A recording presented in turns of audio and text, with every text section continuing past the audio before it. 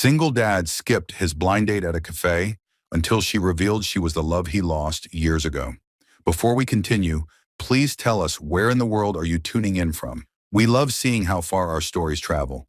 Caleb Morrison sat at a corner table inside Blue Moon Café on December 20th at 6:45 in the evening, pretending to look at his phone while actually planning the exact words he'd use to apologize and leave the second his blind date arrived. And he'd already decided on, "I'm so sorry, but there's a family emergency with my daughter," because nobody could argue with a kid crisis, and it gave him a clean exit without looking like a complete jerk. The thing was, his 8-year-old daughter Ruby had made him pinky promise that morning that he'd at least show up and sit down before bailing. And Caleb took pinky promises seriously even when they were manipulated out of him by a third grader who'd been colluding with his best friend Jason for weeks to get him back into the dating world. He'd arrived 15 minutes early specifically so he could scope out the exits and sit facing the door. His coffee was already half gone from nervous drinking, and he was checking his watch for the third time in 2 minutes when a woman's voice right next to his table said, "Caleb Morrison? You actually came. I honestly wasn't sure you would." Caleb's head snapped up so fast his neck cracked, and he found himself looking at a woman who'd somehow appeared without him noticing. And she was standing there with this tentative smile, holding a coat over her arm, and looking at him with eyes that made his entire brain stutter to a stop, because something about those eyes felt like coming home and being punched in the gut at the exact same time. She slid into the seat across from him before he could stand up or stick to his escape plan, and Caleb opened his mouth to deliver his rehearsed excuse. But what came out instead was, "I'm sorry, have we met before?" Because there was something so familiar about her face that his brain was screaming recognition but couldn't quite land on why. The woman's smile got sadder, and she set her coat on the seat beside her and said, "You could say that, but it's been a long time. You look good, Caleb. You've barely changed at all." And her voice did that thing again, where it crawled under his skin and lit up memories he couldn't quite grasp. Here's the thing about Caleb's life for the past 3 years, since his wife Lindsay died from a sudden illness that took her in 6 weeks flat. Everyone kept telling him he needed to move on and start dating again and find happiness. But what nobody understood was that the woman he'd actually wanted to spend his life with had disappeared 13 years ago without a single word of explanation. Her name was Mira Chen, and they'd been together since high school, planning to get engaged, talking about forever, and then one day she was just gone, like she'd never existed. And her parents told him she'd moved to China and blocked his number and wanted nothing to do with him ever again. Caleb had searched for her for 2 solid years, called every mutual friend, drove past her parents' house 100 times, checked social media obsessively, and then eventually he'd given up and married Lindsay, who was kind and safe, and knew from day one that she was his second choice, even though neither of them ever said it out loud. Now he was sitting across from a stranger who felt like a ghost, and she was asking him about his photography business like she knew he owned a studio, mentioning Ruby by name like she'd done research, and casually dropping references to places around Seattle that only locals would know. She said her name was M, which Caleb thought was the weirdest thing he'd heard all week, and when he asked, "Just the letter M, that's it?" she smiled and said, "For now, until you figure it out on your own." Jason thought it would be fun to keep things mysterious, and Caleb made a mental note to absolutely murder his best friend for whatever game this was. They talked for 20 minutes about surface-level stuff, but the whole time Caleb's brain was running through every woman he'd ever known trying to place her, and she kept dropping these tiny details that felt personal, like when she mentioned Lincoln High School and the oak tree behind the football field. Caleb set down his coffee cup hard enough that it clattered and said, "How do you know about that tree? That's really specific." And the woman who called herself M looked him straight in the eyes and said, "Because we carved our initials there in October of 2009. You had a red Swiss Army knife you'd gotten for your birthday, and it took us 20 minutes because the bark was tougher than we thought it would be." The bottom dropped out of Caleb's stomach, and he stared at her face, really studying it this time. The shape of her eyes and the way she tilted her head, and that small scar above her left eyebrow. And his voice came out barely above a whisper when he said, "Mira?" She started crying immediately, tears just streaming down her face, and she nodded and said, "You remember me? I wasn't sure you would. I look different now. I lost a lot of weight and changed my hair. And it's been 13 years." And Caleb stood up so fast his chair scraped loud across the floor, and every single person in the cafe turned to look at them. His voice was way too loud when he said, "You're Mira. Mira Chen? You disappeared 13 years ago without saying goodbye.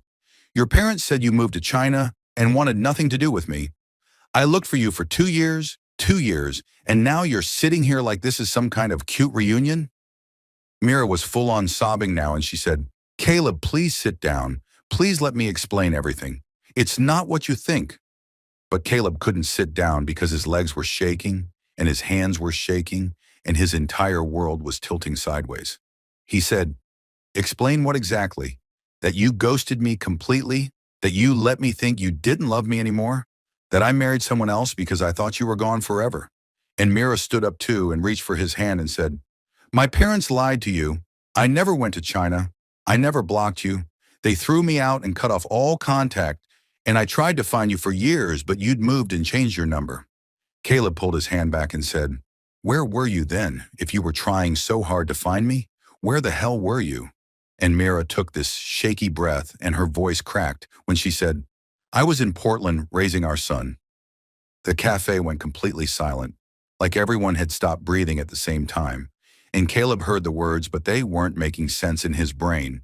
And he said, "What are you talking about? What son?" Mira wiped her face with her hands and said, "I was pregnant when my parents kicked me out. I found out 2 weeks after you last saw me.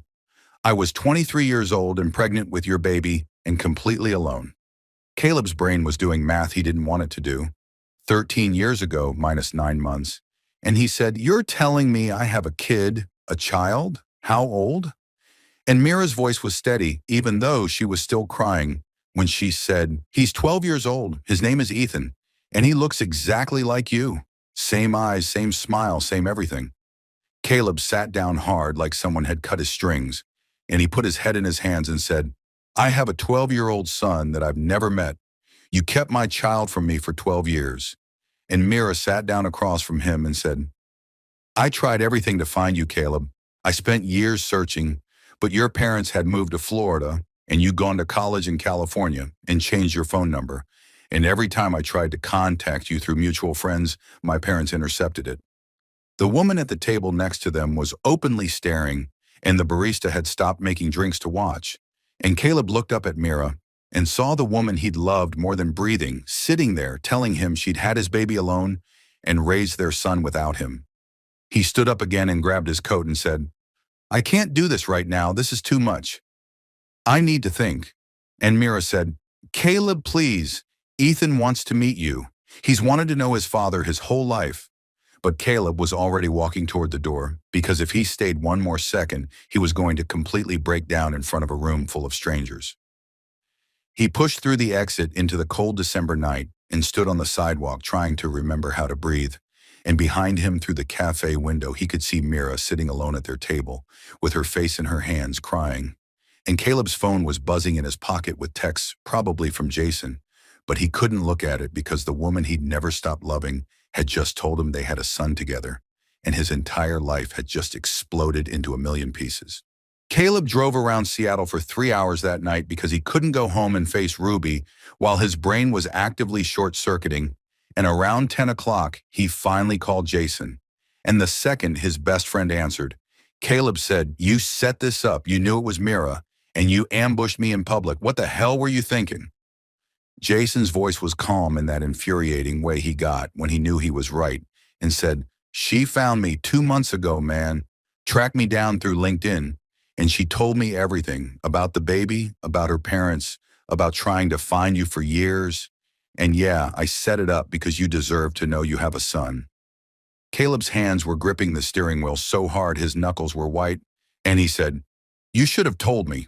You should have warned me instead of letting me walk into that blind. Do you have any idea what it felt like to hear that I have a 12-year-old kid I've never met?" Jason was quiet for a second and then said, "Would you have gone if I'd told you it was her, be honest? Would you have shown up if you knew?"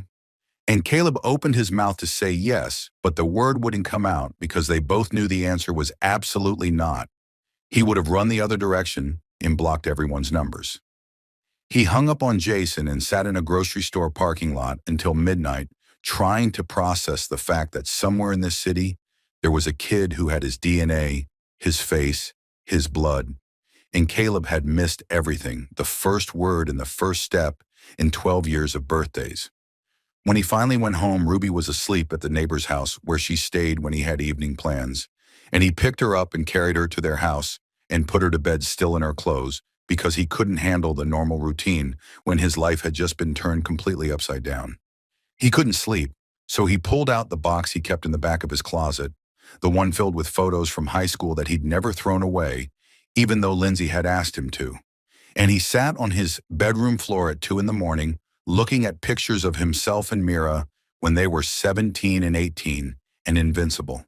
There was one from her 18th birthday where they were kissing on the pier, and one from his graduation where she was wearing his cap, and the last photo in the stack was from the day before she disappeared, both of them at Gasworks Park with the Seattle skyline behind them. And Mira's hand was on her stomach in the photo, and Caleb realized with a sick feeling that she'd probably already known she was pregnant. Ruby found him at 2:30 sitting there, surrounded by old photographs, and she said, "Daddy, why aren't you sleeping? Who's that lady?" In that sleepy, confused voice kids get, and Caleb pulled her onto his lap and said, "This is someone Daddy loved a really long time ago before I met your mom. Her name is Mira." And Ruby touched the photo and said, "She's pretty. Is she the lady from your date tonight?" Caleb nodded because apparently his 8-year-old was some kind of detective. And Ruby said, "Why do you look so sad? Did something bad happen?" And Caleb said, "She told me some news that changes everything, baby. But we'll talk about it tomorrow, okay?" Meanwhile, across town, Mira was sitting in her small apartment in the Fremont neighborhood with her 12-year-old son, Ethan. And he'd waited up even though it was past 11 on a school night because he needed to know if his mom had actually gone through with seeing his dad. Ethan said, "Did you talk to him? Did you tell him about me? What did he say?" And Mira was still crying 3 hours after Caleb had walked out. And she said, "I told him, sweetheart, and he was shocked and hurt, and he needed time to process. But yes, he knows about you now." Ethan's whole face fell, and he said, "Does he hate you? Does he hate me? Does he even want to meet me?" And Mira pulled him close and said, "He could never hate you. Any man would be lucky to have you as a son. He just needs time because this is a lot." What Mira didn't tell Ethan was the full story of those 13 years. How her traditional Chinese parents had found the pregnancy test when she was 23 and given her 2 choices, abortion or disownment. And when she'd refused to end the pregnancy, they'd literally thrown her out with 1 suitcase and cut off all contact. She tried calling Caleb for weeks, but his number was disconnected because he'd switched phone carriers. And when she went to his apartment, the landlord said he'd moved out to go to college in California. And every time she tried to reach him through old friends, her parents somehow intercepted the messages and destroyed them. She'd ended up in Portland completely alone and 7 months pregnant, working 3 jobs to afford a studio apartment. And she'd given birth to Ethan with no one in the delivery room except the nurses. And she'd spent the next 12 years building a life from absolutely nothing while getting her degree in physical therapy at night school. Every year on Ethan's birthday, she'd tried one more time to find Caleb, but he'd moved around for work and gotten married and had a daughter, and by the time she finally tracked him down through a photography award he'd won online, his wife had just died, and Mira had waited 6 months before reaching out because showing up right after someone's spouse dies felt predatory and wrong. That night, Mira sat down and wrote an 8-page letter explaining everything in detail. Every year she'd searched for him, every attempt her parents had blocked, every milestone Ethan had hit that Caleb had missed through no fault of his own. She included photos of Ethan at every age, baby pictures where the resemblance to Caleb was almost shocking, and recent photos of him at 12 holding a camera because he wanted to be a photographer, just like the father he'd never met. At the bottom of the last page, she wrote, "I'm not asking for money or child support or anything except a chance. Ethan deserves to know his father, and you deserve to know your son. I never stopped loving you, but I understand if you can't forgive this." She drove to Caleb's photography studio at 6 in the morning and slid the envelope under the door, and then she sat in her car in the parking lot for 20 minutes crying before driving home. Caleb got to his studio at 8 and found the thick envelope on the floor, and it took him 45 minutes to read the whole thing sitting alone at his desk. And when he got to the photos of Ethan, he actually had to put his head down on the desk because the kid looked exactly like Caleb's childhood photos. Same dark hair, same crooked smile, same everything. There was a recent picture of Ethan at 12, holding a film camera with a note on the back that said, "He wants to be a photographer like his dad. He doesn't know I've been following your career for years. He thinks it's just a coincidence you both love cameras." And Caleb broke down completely because while he was teaching Ruby to hold a point and shoot, his son was learning the same thing 3 hours away without him. He got in his car and drove straight to Mira's parents' house because 13 years of rage was bubbling up and he needed answers. And when Mr. Chen opened the door, Caleb didn't even say hello. He just said, "You told me she went to China. You said she wanted nothing to do with me. You destroyed my life and hers, and you kept me from my son." Mr. Chen's face was cold when he said, "We don't have a daughter anymore. She made her choice." And Caleb said, "She was pregnant and 23, and you threw her out like garbage. I would have married her. I would have been there for everything if you hadn't lied." Mrs. Chen appeared behind her husband and said, "You weren't good enough for our family. Not Chinese, no prospects, no future. We did what was best." And Caleb said, "Best for who? Because your daughter raised my son alone in poverty while you sat here pretending she didn't exist. And now I have a 12-year-old I've never met because you decided you knew better than everyone else." Mr. Chen started to close the door, and Caleb put his hand up to stop it and said, "Ethan exists whether you acknowledge him or not, and he's my son. And you don't get to be grandparents after what you did. You lost that right 13 years ago." He left feeling both furious and weirdly clear-headed, and he texted Mira from the car. "I read the letter, all 8 pages. I saw the photos. I need to meet him. I need to meet Ethan as soon as possible." Mira responded in 30 seconds flat. "Whenever you want, wherever you want, however you need to do this, just tell me and we'll be there." Caleb typed back, "Tomorrow, the pier where we used to meet, just you and me and him, is 3 o'clock, okay?" And Mira sent, "We'll be there, Caleb, thank you. Thank you for giving us a chance." The next day, December 22nd, Caleb showed up at the pier 15 minutes early and paced the same 10-foot stretch of boardwalk about 100 times. And at exactly 3 o'clock, he saw them walking toward him, Mira holding the hand of a tall, skinny kid with shaggy dark hair and glasses and a camera hanging around his neck. When they got close enough, Mira said, "Ethan, this is Caleb Morrison, your father." And the kid looked up at Caleb with eyes that were identical to the ones Caleb saw in the mirror every morning. And Ethan's voice cracked when he said, "Hi, it's really good to finally meet you." Caleb knelt down so they were eye level and said, "Hi, Ethan. I don't even know where to start except to say that if I had known about you, nothing would have kept me away, not distance or time or anything. I would have been there from day one." Ethan said, "Mom told me you didn't know until 2 days ago. She said it wasn't your fault." And Caleb said, "It wasn't hers either. This whole thing is just a tragedy of bad timing and worse people. But we're here now, and I want to know you if you'll let me." They sat on a bench and talked for an hour while Mira gave them space, and Ethan showed Caleb the photos he'd taken, and they were actually good, real artistic talent. And Caleb said, "You definitely got this from me. I'd love to show you my studio sometime if you want." And Ethan's whole face lit up, and he said, "Really, could I come this week?" Walking back to the parking lot, Mira and Caleb finally had 2 minutes alone while Ethan walked ahead, and Caleb said, "I need time to process everything, the sun and the years and all of it. But I want to be in his life. I want to be his father if you'll let me." And Mira said, "That's all I've wanted for 12 years. Take all the time you need." They were standing close enough that Caleb could smell her perfume, and it was the same one she'd worn in high school. And he said, "I was married, Mira. I have a daughter. This is so complicated." And she said, "I know, I'm not expecting anything from you except letting Ethan have his dad." And they were inches apart, and the pull between them was magnetic. And they almost kissed, but Caleb stepped back and said, "I can't, not yet. Too much has happened too fast." And Mira nodded, and they walked away in opposite directions, both wanting what they couldn't have yet. Between January and March, Caleb and Ethan met up every single week, sometimes twice a week when Caleb could make the drive to Portland. And they'd grab coffee or walk around with cameras or just sit in Caleb's studio, talking about photography and life and everything Caleb had missed. Ruby met Ethan in late January, and her reaction was literally jumping up and down, screaming, "I have a big brother. I always wanted a big brother. This is the best thing ever."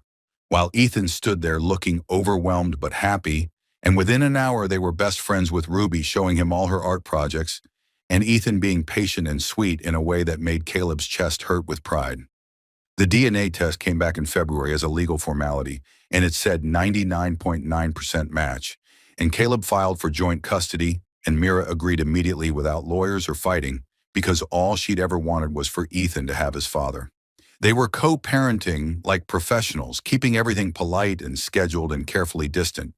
But every time they saw each other to exchange Ethan, there was this moment where their eyes would meet and the air between them would get heavy with everything they weren't saying.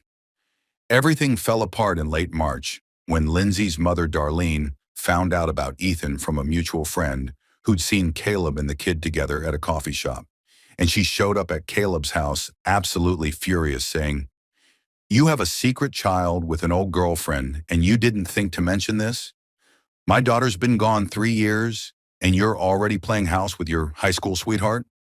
Caleb tried to explain that he hadn't known about Ethan until December, that none of this was planned. But Darlene was on a roll and said, "Lindsay raised Ruby while you were pining for some girl who abandoned you, and now you're what? Just erasing her memory, replacing her with this woman and her kid." Ruby heard the whole thing from upstairs and came running down crying. And Mira was there picking up Ethan and heard every word, and she quietly collected her son and left without saying anything, but Caleb saw the devastation on her face. That night, Mira texted him, "Maybe we should pull back for Ruby's sake. You can see Ethan whenever you want, but maybe we keep our distance otherwise. Co-parent without the complication of whatever this is between us." And when Caleb called her, she said, "Your mother-in-law's right. Ruby needs stability, not chaos from my past. We can do this without making it weird." They spent the next 6 weeks doing exactly that, only communicating about logistics and schedules, and both of them were absolutely miserable, but pretending they were fine. The kids noticed immediately, because kids always do. And in mid-April, Ruby cornered Caleb in the kitchen and said, "Daddy, why don't you talk to Mira anymore? You used to smile when she was around, and now you just look sad all the time." Caleb tried to explain that it was complicated, and Ruby climbed into his lap and said, "Mommy told me something before she died, and I think I need to tell you now." Caleb's whole body went tense, and he said, "What did Mommy say, baby?" And Ruby looked at him with those serious 8-year-old eyes and said, "She told me you were always a little bit sad even when you smiled, and she knew why. And she said after she was gone, you should find the person who makes you really, really happy. Not just okay happy, but like the kind of happy where you can't stop smiling." Caleb felt tears running down his face, and Ruby kept going. "She said it was okay to love someone more than you loved her. She said she wanted you to be really happy. And Daddy, Mira makes you really happy, I can tell." That same week, Ethan had almost the exact same conversation with Mira, telling her, "Mom, you've loved him my whole life. I've seen the photos you kept hidden in your closet, the ones from high school, and you look at him the same way people in movies look at each other." Mira tried to say it was complicated, but Ethan said, "I'm 12, not stupid, and Ruby and I talked. We want to be a real family, not just pieces of a family, but actually whole. And you have to fix this because you taught me to be brave, so now you need to be brave too." On April 15th at 10 o'clock at night, Caleb showed up at Mira's apartment without calling first. And Ethan answered the door and said, "Oh, thank God you're here. She's in her room crying again, has been for like an hour. Go fix it, please." And then disappeared to his own room. Caleb knocked on Mira's bedroom door, and she opened it with red eyes and said, "Caleb, what are you doing here?" And he said, "I've been an idiot. I've been punishing you for something that wasn't your fault. You were 23 and pregnant and disowned, and you did what you had to do to survive." He kept going before she could interrupt. I married Lindsay knowing she wasn't you, and that wasn't fair to her, but she knew. She told Ruby before she died that I should find real love, that she wanted me to be really happy, not just going through the motions. And Mira, you're that love. You've always been that love, even when I tried to pretend you weren't.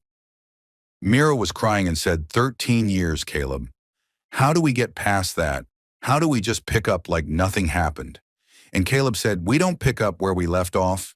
We start new. We build something better with everything we've learned. And we do it together because I'm done pretending I don't want this. He kissed her right there in her doorway, and it was desperate and perfect, and 13 years overdue. And when they came up for air, Mira said, what about your in-laws? What about Ruby's stability? And Caleb said, you are Ruby's stability, you and Ethan. We're a family. We've always been a family. We just lost each other for a while, and I'm not losing you again. They spent that whole night talking about everything, about the years apart and the guilt they'd both carried, and how to blend their families without erasing Lindsay's memory or the pain they'd both survived. 6 months later in October, Caleb planned a family camping trip to the same pier where he and Mira had first fallen in love back in high school. And at sunset, with the water turning gold behind them, he got down on one knee while Ruby and Ethan held a sign that said, "Say yes, Mom," in glitter letters. Caleb said, Mira Chen, I lost you once and spent 13 years as half a person. Finding you again taught me that real love doesn't fade. It just waits. Will you marry me for real this time? Make us a complete family like we were always supposed to be. And Mira was sobbing so hard she could barely say, yes, I never stopped being yours. Yes, yes, yes. They got married the following spring in a small ceremony at a garden venue with about 40 people. And Ruby was the flower girl taking her job incredibly seriously. And Ethan was Caleb's best man, standing up there in a suit, looking so grown up, it made Mira cry before the ceremony even started. Darlene came and gave a grudging blessing, and she pulled Caleb aside before the ceremony and said, Lindsay would want you happy, truly happy. I see that now, and I'm sorry for making it harder. Caleb's vows destroyed everyone. When he said, you were my first love and my lost love, and now my forever love, 13 years apart taught me that some souls are meant to find each other, no matter what stands in the way. And Mira's vows were, you were worth waiting for, worth never giving up on. Our son is proof that love creates miracles even when we're separated. 2 years later, they were all back at Blue Moon Café, sitting at the same table where everything had started. And they had a new baby daughter in a high chair between them. And Ethan, who was 15 now, said, Dad, remember when you were planning to bail on that blind date? And Caleb laughed and said, best decision I almost made. Walking out of here that first night was the dumbest thing I ever did. Ruby, who was 11, said, but you came back, and now we're all together like we were supposed to be from the beginning. And Mira reached across the table and took Caleb's hand and said, 13 years apart, but it led us exactly here, to this moment, this family. Sometimes the love you lost isn't gone. It's just waiting for the right moment to come back. Caleb thought Mira had abandoned him, and she thought he'd moved on. And 13 years of separation and a son raised alone, and a marriage built on grief happened. But real love doesn't have an expiration date. It just gets stronger while it waits. Second chances are real, forgiveness is powerful, and the family you're meant to have will find a way to come together no matter how many years or miles stand in the way. If you're still holding on to someone from your past, maybe there's a reason. If someone disappeared from your life, maybe there's a story you don't know yet. It's never too late to find your way back to where you belong. Hit that subscribe button if this reminded you that fate has a plan even when we can't see it, and share this with someone who believes in second chances and love that survives everything. Thanks so much for being here with us today. And remember, your story isn't over until you say it is.